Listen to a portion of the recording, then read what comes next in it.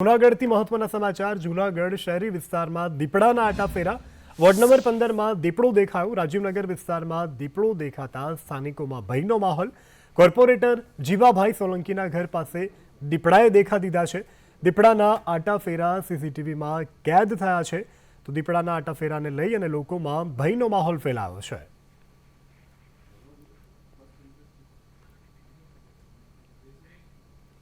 તો અમદાવાદના કેડિલાના સીએમડી રાજીવ મોદીની સામે દુષ્કર્મનો કેસ। બલ્ગેરિયન યુવતી રહસ્યમય રીતે ગુમ થઈ છે। વકીલે પોલીસને ઈમેલથી આ અંગે જાણ કરી છે। હદને લઈ અને પ્રશ્ન સર્જાતા ઈમેલથી જાણ કરવામાં આવી છે। વકીલે જોઈન્ટ પોલીસ કમિશનરને આ અંગે જાણ કરી। વકીલે ગ્રામ્ય એસપીને પણ આ મામલે જાણ કરી। 24 જાન્યુઆરીથી યુવતી વકીલની સાથે સંપર્કમાં નથી।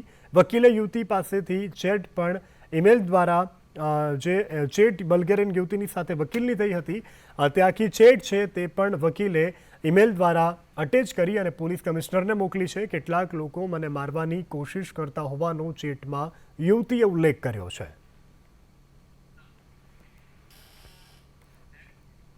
એનસીબી અમદાવાદની ટીમ સુરતમાં આવી પહોંચી। અડાજણ વિસ્તારમાં અમદાવાદની એનસીબીની રેડ। ગણેશ પાર્ક સોસાયટીમાં પહોંચી એનસીબીની ટીમ। એલએસડી ડ્રગ્સની સાથે ગાંજો પકડી પાડવામાં આવ્યો છે। વિવેક દેવાનંદ પટેલની એનસીબીની ટીમે ધરપકડ કરી છે। અંદાજિત 19 જેટલા એલએસડીના બોલ્ટ પકડાયા છે। અંદાજિત 0.440 ગ્રામ એલએસડી સીઝ કરવામાં આવ્યું છે। એનસીબી અમદાવાદની ટીમે આરોપીઓને કોર્ટમાં રજૂ કર્યા। કોર્ટે 2 દિવસના રિમાન્ડ મંજૂર કર્યા છે। ડાર્ક વેબથી એલએસડી દ્વારા ડ્રગ્સ મંગાવવામાં આવતું હતું। એનસીબી અમદાવાદની ટીમે ઇન્ટેલ મળતા સુરત ખાતે અડાજણ વિસ્તારમાં એક વિવેક દેવાનંદ પટેલ નામના આરોપીની એમના ઘરેથી ધરપકડ કરેલ છે અને એની ઇન્ટેલ મુજબ એ લોકોએ એમના ઘરેથી 19 જેટલા બોલ્ટ્સ એલએસડી ડ્રગ કબજે કરેલ છે। આ 19 જેટલા બોલ્ટની વજન 0.440 ગ્રામ જેટલું છે।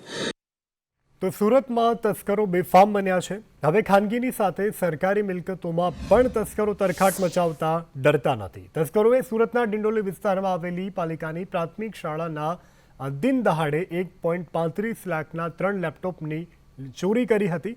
આ મુદ્દે જ્યારે શાળાના આચાર્ય ડિંડોલી પોલીસ સ્ટેશનમાં ફરિયાદ નોંધાવવા ગયા ત્યારે તેમને પોલીસની કામગીરીનો કડવો અનુભવ થયો।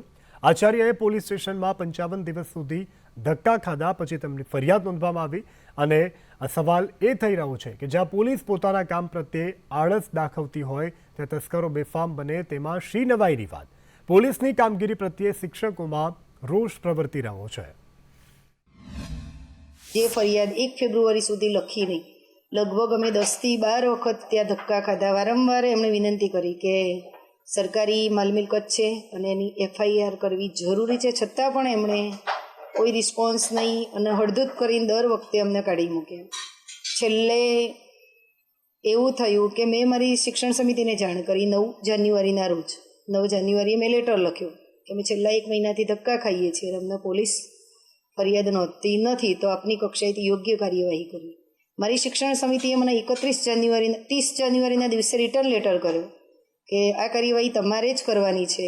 પાછા અમે 31 જાન્યુઆરી અને 1 ફેબ્રુઆરી 2 દિવસ સતત ધક્કા ખાધા અને છેલ્લે અમે લડાઈ કરીને આ ફરિયાદ નોંધાવી। ડિંડોલીમાં તારીખ 7ના રોજ એક ચોરીનો બનાવ બન્યો હતો। આ બનાવમાં હકીકત એ મુજબ હતી કે જે નગર પ્રાથમિક શાળા છે એના કબાટમાંથી એક તેઓને ત્યાં 10 લેપટોપ હતા, એમાંથી 3 લેપટોપ ચોરાઈ ગયા હતા। એ હકીકત આચાર્યશ્રીને જાણવા મળતા તેઓએ પોલીસ સ્ટેશનમાં આવીને ફરિયાદ નોંધાવી હતી। આ 3 લેપટોપની કિંમત કુલ 1,35,000 જેટલી થાય છે। તો વિરોધ પક્ષના પૂર્વ નેતા સુખરામ રાઠવાનું નિવેદન સામે આવ્યું છે। બોડેલી અને નસવાડી થઈ અને યાત્રા નર્મદા જિલ્લામાં પ્રવેશ કરશે। ભારત જોડો ન્યાય યાત્રાને અલગ અલગ જવાબદારી સોંપાશે। કોંગ્રેસ મજબૂત થાય તે માટે પ્રયત્ન સાથે અમે મળી અને કરી રહ્યા છે, સુખરામ રાઠવાએ નિવેદન આપ્યું। રાહુલજીની જે પદયાત્રા છે ભારત જોડો ન્યાય યાત્રા એ ઝાલોદથી શરૂ થઈ દાહોદ, લીમખેડા, ગોધરા, કાલોલ, હાલોલ, પાવાગઢ, જાંબુઘોડા, બોડેલી, નસવાડી, દેવલિયા ચોકડી થઈ અને નર્મદા જિલ્લામાં જવાની છે તે અંગેની બૃહદ ચર્ચા થઈશ. આ યાત્રાને સફળ બનાવવા માટેની જવાબદારી અલગ અલગ રીતે સોંપવામાં આવશે. તો આમ આદમી પાર્ટીના એમએલએ ચૈતર વસાવાના પત્નીને જામીન મળ્યા છે. ચૈતર વસાવાના પત્ની શકુંતલા વસાવાને જામીન મળ્યા છે. ચૈતર વસાવાના પીએને પણ જામીન મળી ગયા છે. 90 દિવસના જેલવાસ બાદ બહાર આવ્યા અને કોર્ટે શકુંતલા સહિત 3ના શરતી જામીન મંજૂર કર્યા છે. વન વિભાગ દ્વારા ખોટી રીતે એફઆઈઆર કરી અને અમને ફસાવવામાં આવ્યા છે. હા, અમે આવનાર લોકસભામાં ઉમેદવારી નોંધાવવાના છે. અમે બધા સાથે મળીને બધા અમારા પાર્ટીના કાર્યકરો, આગેવાનો, બધા આદિવાસી સમાજના આગેવાનો સાથે મળીને અમે બધા મહેનત કરીશું અને લોકસભા જીતીશું. હવે ધારાસભ્યશ્રીને નર્મદામાં, ભરૂચમાં પ્રતિબંધ કર્યો છે, ત્યાં આવવા માટે એમને રોકવામાં આવ્યા છે. પણ અમારા કાર્યકર્તાઓ સક્ષમ છે. અમે અમારા કાર્યકર્તાઓ સાથે મિટિંગ કરીશું અને ગામડે ગામડે અમારો પ્રચાર પ્રસાર ચાલુ કરી દઈશું. કેમ કે ગામડામાં પણ અમને સારો પ્રતિસાદ મળે છે લોકો ઘણા ઉત્સાહમાં છે કે હવે જેલમાંથી છુટકારો મળ્યો છે એટલે લોકસભાની તૈયારીઓ અત્યારે આપણે ચાલુ કરી દેવી પડશે. તો ભાવનગર મનપાનું વર્ષ 2024-25 માટે 1,327 કરોડનું બજેટ રજૂ કરાયું છે. મનપા કમિશનરના જણાવ્યા પ્રમાણે આ બજેટની 45% રકમ વિકાસના કામો માટે વાપરવામાં આવશે. ભાવનગરના 4 સ્મશાન ગૃહોને ગેસ આધારિત બનાવાશે. આ સાથે 100 જેટલી ઇલેક્ટ્રિક મિની બસ શરૂ કરવામાં આવશે. આ બસ માટે બસ ડેપો અને ચાર્જિંગ સેન્ટર પણ શરૂ કરવામાં આવશે. આ બજેટમાં સૌથી વધુ 291 કરોડ રૂપિયા રોડ અને બ્રિજ માટે વાપરવામાં આવશે. આજરોજ જે બજેટ અમે બનાવ્યું છે તે 1,327.77 કરોડનું બજેટની સાઇઝ છે. ગયા વર્ષે 1,180 કરોડ ઉપરાંતનું બજેટ હતું, એટલે લગભગ 12% આપણે આ વખતે વધારો કર્યો છે. તો એમજે લાઇબ્રેરીની માટે 18.74 કરોડનું બજેટ મંજૂર કરવામાં આવ્યું છે. મેયર પ્રતિભાબેન જૈન દ્વારા સુધારા વધારા સાથે બજેટ રજૂ કરાવ્યું છે. ફાયર સિસ્ટમ માટે 40ની જોગવાઈ કરવામાં આવી છે.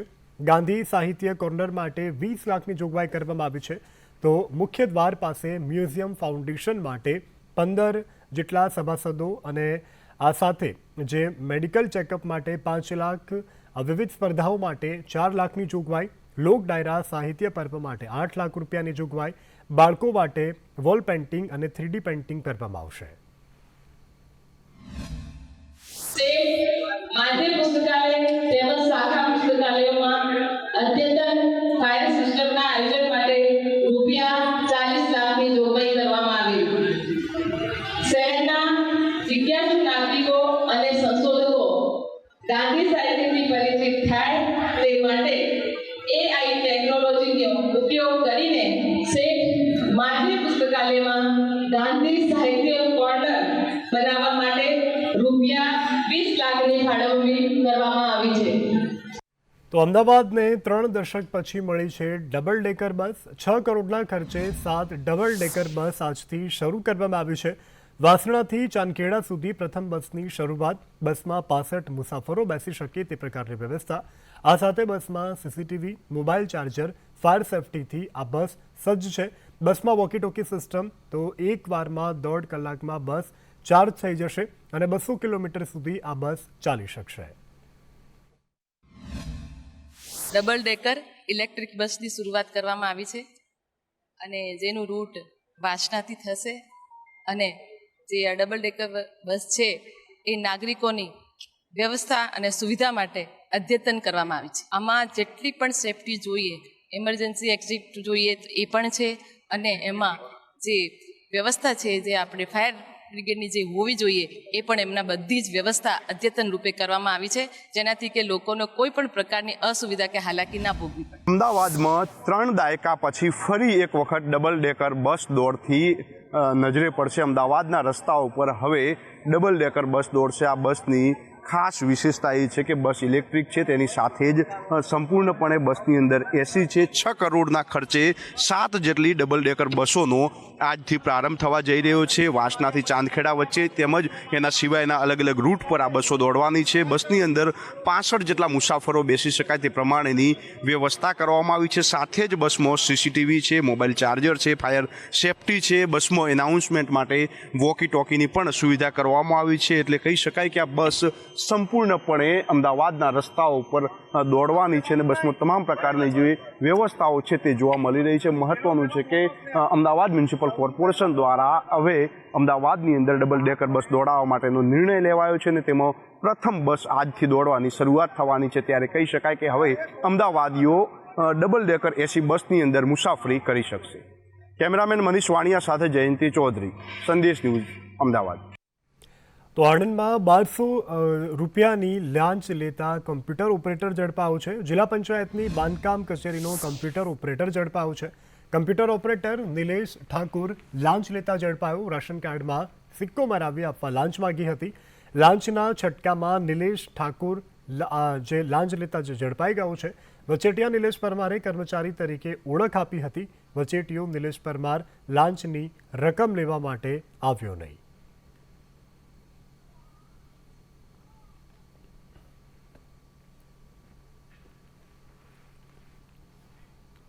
તો જૂનાગઢ પોલીસ તોડકાંડ કેસ એટીએસ આરોપી પીઆઈ તરલ ભટ્ટને જૂનાગઢથી લઈ અને રવાના થઈ છે. 4 કલાકની તપાસ બાદ એસઓજી ખાતેથી એટીએસ રવાના ઓફિસનું કેસ સાથે સંબંધિત સાહિત્ય જપ્ત કરવામાં આવ્યું છે. તપાસ માટે તમામ સાહિત્યની ચકાસણી કરાશે.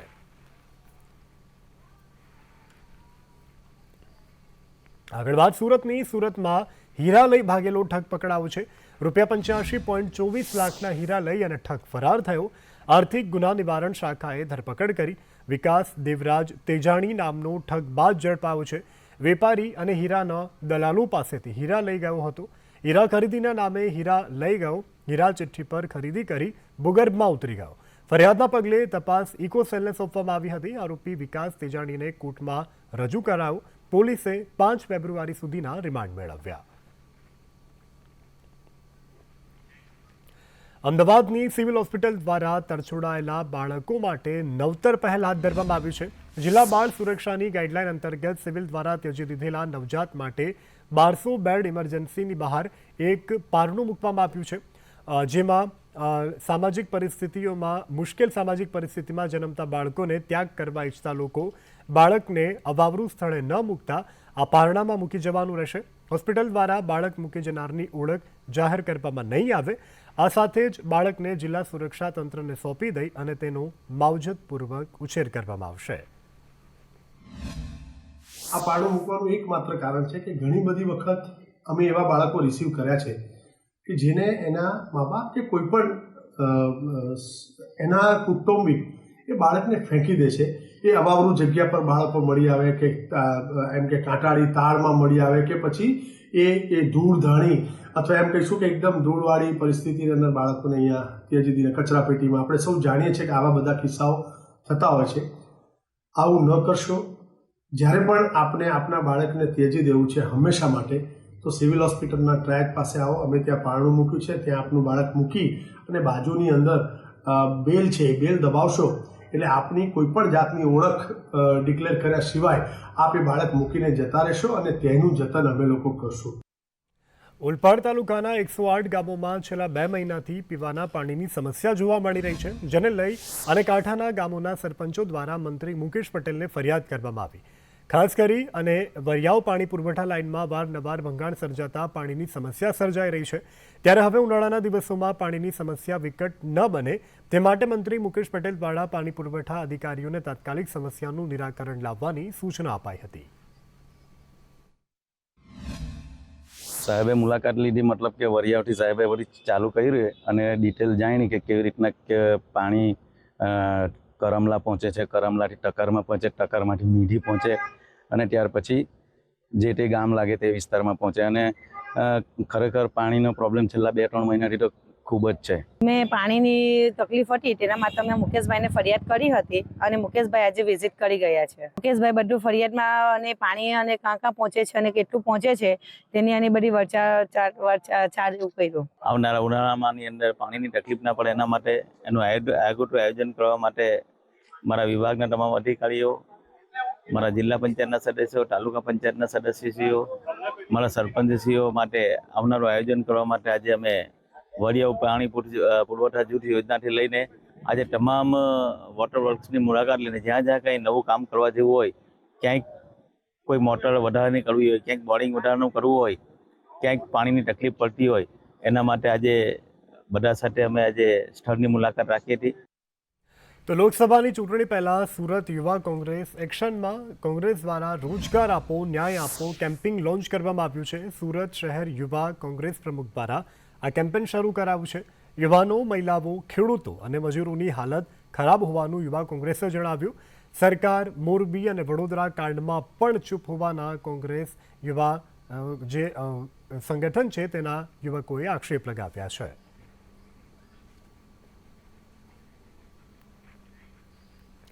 તો આ તરફ જામનગર પંથકમાં હાર્ટ એટેકનો સિલસિલો યથાવત જોવા મળ્યો છે. કાલાવાડથી આવી રહેલી એસટી બસના ડ્રાઈવરને હાર્ટ એટેક આવ્યો. કાલાવાડના ખંડેરા ગામ પાસે ચાલુ બસે હાર્ટ એટેક આવ્યો. હાઈવે પરના ડિવાઈડર સાથે બસ અથડાઈ. સદનસીબે આ ઘટનામાં મોટી જાનહાનિ ટળી છે. ડ્રાઈવરને 108 મારફતે હોસ્પિટલ ખસેડવામાં આવ્યા.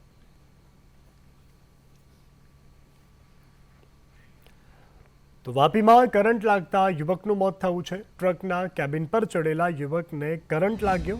કામ કરવા માટે યુવક ટ્રકના કેબિન ઉપર ચડ્યો હતો. આ સમગ્ર મામલે પોલીસે વધુ તપાસ હાથ ધરી છે.